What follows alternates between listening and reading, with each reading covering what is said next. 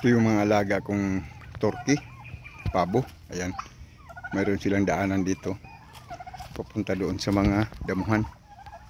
Ayan o, ito yung daanan nila. Mayroon siyang bakod. Ayan, pupunta na sila doon, no, sa mga damuhan.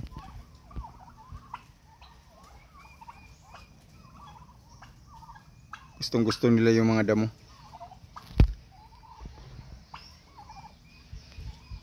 Ayan, no. Sa umpisa niyan, dalawa lang sila. Ngayon,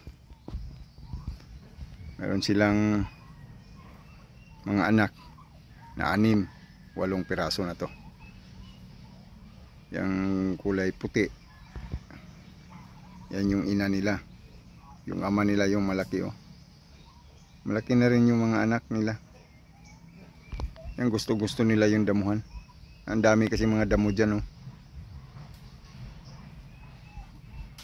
Yan yung pre-range turkey. Ordinaryong turkey lang to. Umpisa lang tayo ng mag-alaga ng turkey. Yung mga pabo, nag-umpisa lang tayo ng mag-alaga ng pabo. Yan yun sila. Pero hindi pa naglabas na mga itlog.